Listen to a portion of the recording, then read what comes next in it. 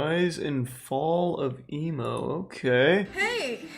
Emo's not dead. I'm Raven, your acid bath princess of the darkness. This is a classic. Has there ever been a teenage subculture as reviled and misunderstood as the humble emo? For a time, it was a catch-all term of derision, reserved for anyone who wore black, listened to My Chemical Romance, and exhibited some worrying self-roping tendencies. But all that moping and the music that inspired it actually has a complex history. And to understand it fully, we have to go back to the beginning. When aliens While no one created knows us. the name of emo's Patient Zero, they were likely a member of the Washington hardcore punk scene in the 1980s. Bands like Minor Threat, Fugazi, and State of Alert were producing three-chord I've never heard of them. for small, devoted audiences. And like their emo descendants, these punks wore black, cut their hair with industrial lawn equipment, and took themselves very seriously. But these punks were also deeply political, even expressly anarchist, like these two specimens who decry the woes of capitalism while hanging out in a mall, with none other than a somehow still very old Bernie Sanders. Wait, that's Bernie Sanders? What does it say, or it doesn't mean anything? Or What the fuck? It's just basically Where's saying, his emo to phase? heck with society. Yeah, to heck with capitalism. Ronald Reagan can go fudge himself in his bunghole. By 1985, the DC punk scene was in need of a makeover, as it had caught a well-earned reputation for being moronically violent, mostly owing to the fact that their concerts looked like a cross between a Black Friday stampede and an Indian train carriage. I've always hated mosh pits and walls Some of people death. call it slamming. It's really some people embarrassing, call to it be honest. whittling, and some call it the skin. Like to watch. But It's probably fun I to just be call it in. dancing because that's normally what you're doing. They just call this more or less a slam. It's just keep Whoa! going in a circle, keep moving your arms and stuff. During what was known as Revolution cool. Summer, bands like Rites of Spring and Embrace offered a new direction for the genre. These artists wrote more introspective lyrics and rejected the scene's political posturing for a whinier, more emotional perspective. Thrasher magazine called this style emo-core, but even then it was meant as a disparaging Thanks, term. Resub Nivixian. Hardcore must be the stupidest fucking thing I've ever heard in my entire life. Emotional hardcore. As if hardcore wasn't emotional to begin with. This would set a precedent that would follow the emo plague all the way into its heyday, with bands constantly uncomfortable with being labelled as sad sacks screaming about their feelings. Despite this, the post-hardcore Yeah, but that's great. emo We virus love to spread scream from about coast to feelings. coast over the next decade, giving birth to a brood of ear-assaulting sub-genres. There were the radio-friendly incel jams of nerd rock. There was screamo music, the official soundtrack to school shootings everywhere. And of course, there was pop punk, emo's What? fun-loving cousin, whose close association I don't with know the genre about that was last also one. undoing. But it was bands like Sunny Day Real Estate and Jawbreaker that charted the course to what emo would become, producing punk-adjacent hits with pleasing guitar melodies and lyrics dripping with personal drama. It wasn't really until 2001 where the iconic image of emohood solidified like bacon grease on the oven floor of popular culture. Jimmy Eat World released The Middle, Hey, on Jimmy their Eat World! self-financed album, They weren't American emo. Bleed, a They were huge emo? mainstream hit that was as irritating That was an as emo it was band? Billboard friendly. Suddenly, record executives realized that emos were more than just basement-dwelling dweebs, and were in fact a lucrative growth market.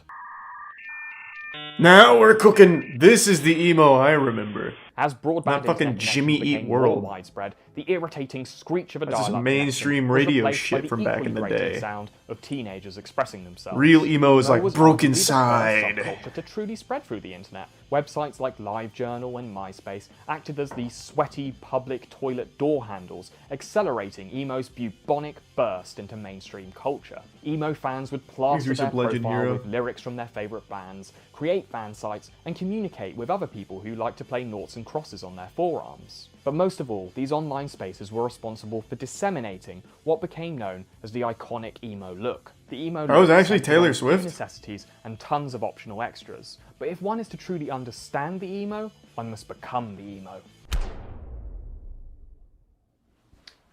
Look, I'll admit, I went too far on this one, but I believe in committing. Looks to it. pretty cool, And that's actually. What emo's about, you know, committing to Looking like good. a fucking idiot. Eye makeup was a must. Slathered It kinda looks above like the kinda guy and that would below offer the you a eye really to shitty bring deal out the for your skull soul. that lives inside all of our face meat. Black jeans that looked like they were painted on were also a must, and could be accessorized with a studded belt, which could be worn anywhere on the body, provided it was at a 45-degree angle. Black lipstick was optional, but it was encouraged, a fashion choice which only ever reminds me of this line from The Sopranos.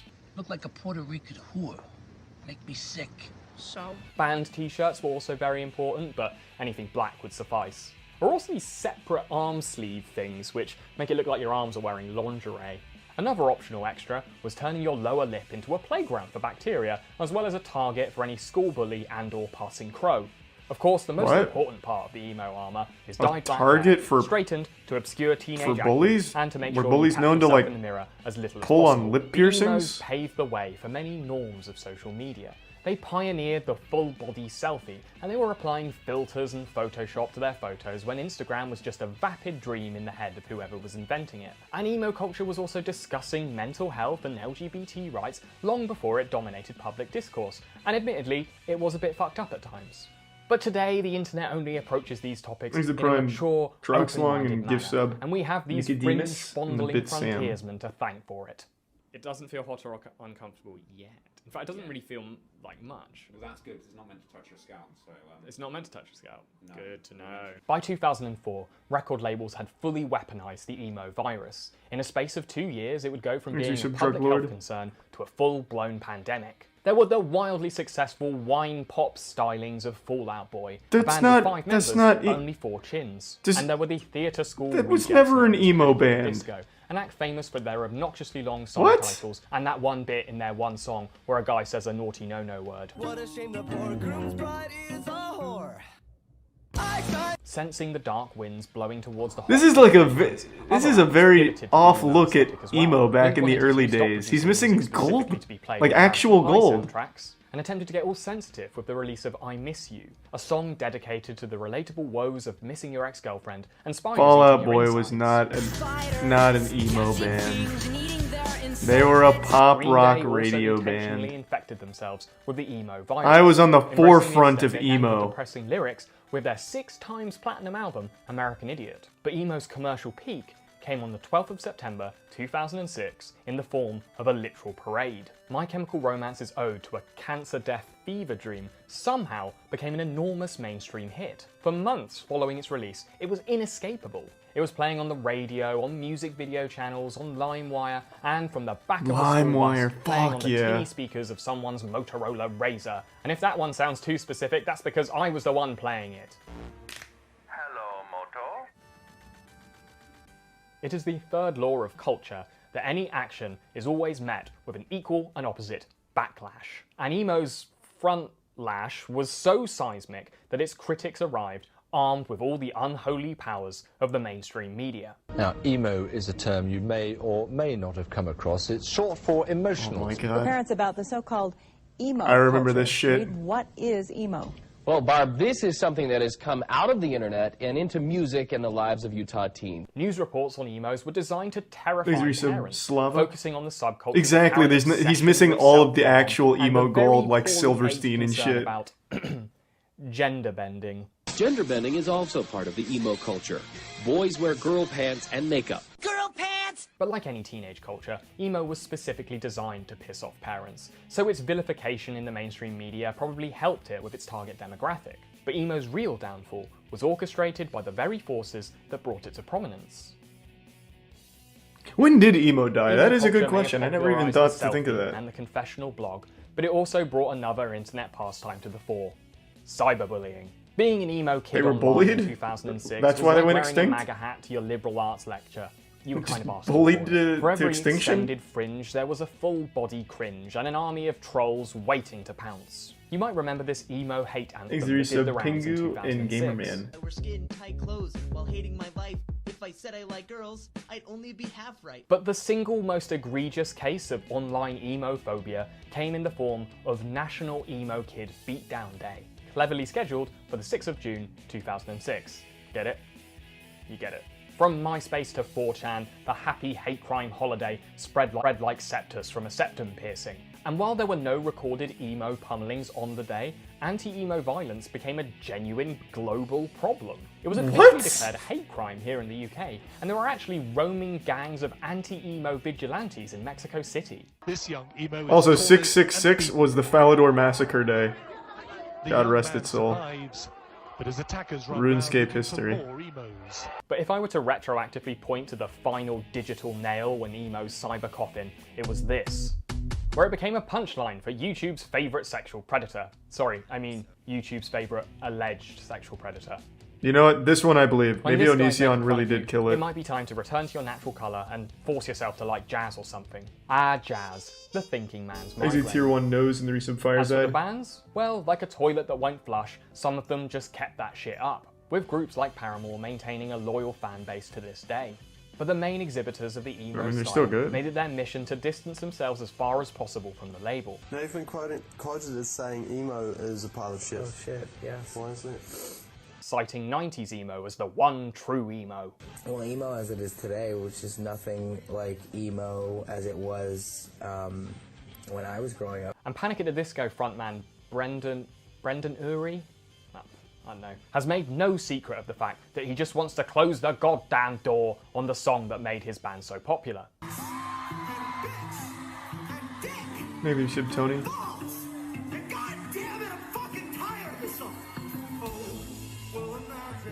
The label became so toxic that it even sunk one of the era's most profitable film franchises, with Tobey Maguire's emo dance number in Spider-Man 3 being the only thing that anyone remembers from that cinematic stillbirth. So after applying a healthy that should have given new birth to emo, honestly. Rash disappeared as quickly as it developed. It survived as an insult and a meme a lot longer than it actually lived in cultural relevance. And ironically, that's probably what kept its memory alive long enough to inspire genuine nostalgia. Just 2 years ago, Post Malone dropped Welcome to the Black Parade during a DJ set. And look at the crowd, they're loving it. And you know what? I mean, the Maybe music it's is the still hair good. dye Like, going I to my brain, You but can I shit like on that some of song the too. emo It's culture, but the good. music still I mean, slaps. It's not really good, but like it's an anthem. I mean, it's not Mozart or Ambient Nonsense 12 by Aphex Conjoined Twin, but it's Wrong. good. I still Bohemian listen to it. I still like Rhapsody's it. Good. It doesn't. I mean, make you can sense, enjoy but it doesn't your have to. Playboy Yes, Cardi, and I'll enjoy some of the old school boner jams from fucking Silverstein and shit.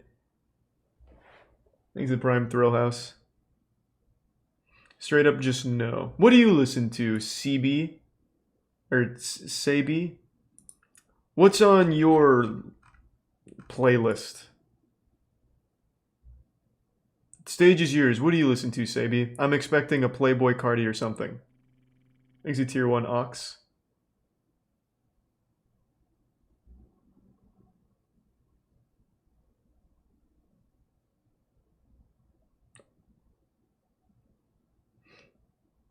Ooh, maybe like ambient noise. Yeah.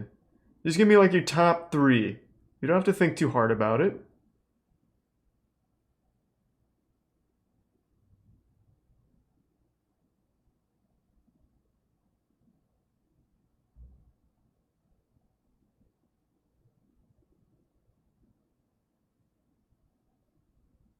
It wasn't that hard of a question. Just asking what you listen to.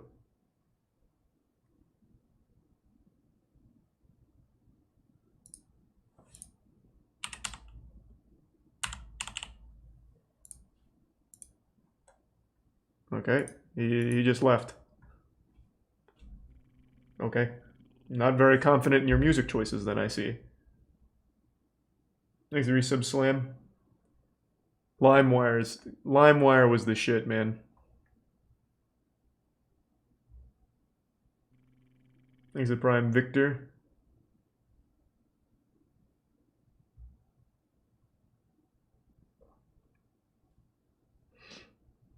And hello, Iceberg.